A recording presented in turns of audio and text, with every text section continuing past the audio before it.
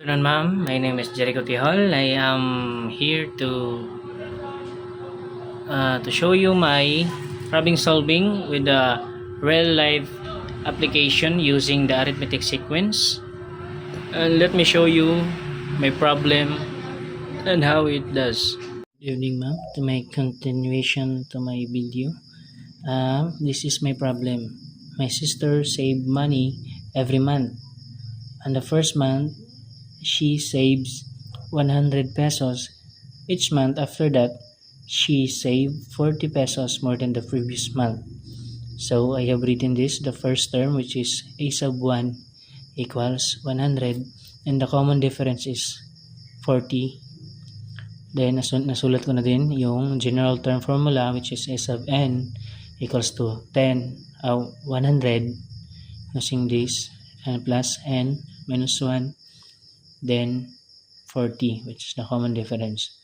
Then sa second question po, makikita natin yung 6 week.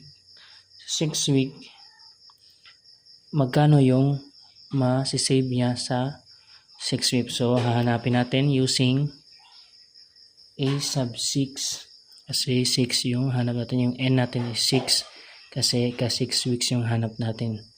Then equals 100, then plus ito, which is yung n natin is 6, and then minus 1. Common difference, copy.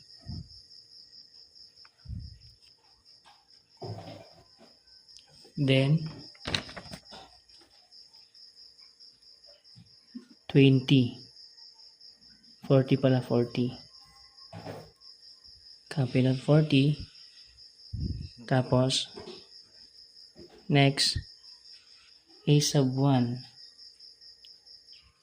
ay a sub 6 equals 100 plus 6 minus 1 equals 5, then times man natin sa 40, which is 200. 200 na siya. So a sub 6 10 plus 200 equals 300. So yung kapatid ko, yung sister ko is makakasave ng 300 sa 6 week.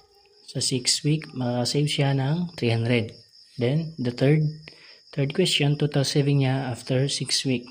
So gagamitin natin yung sum formula, which is S sub n over 2. Bakit 2? Kasi tapos a sub 1 plus a sub n. Next, hanapin natin o discover natin yung S, which is yung n natin is 6, di ba?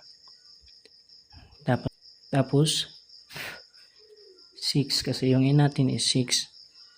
Next, parenthesis, copy, and a sub 1 natin yung 100 plus a sub n, which is yung a sub n natin is total of 300. 300 na lagay natin 300 dito.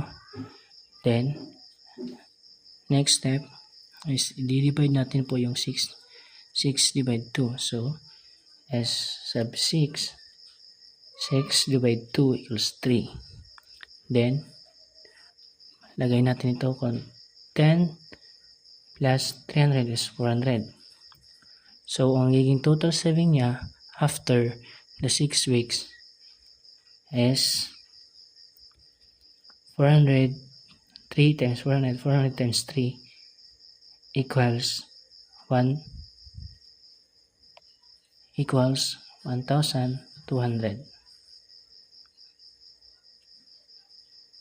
Ito po yung final answer. So yung makukuha niya sa total savings niya after 6 week is 1,200. That's all, ma'am. Thank you.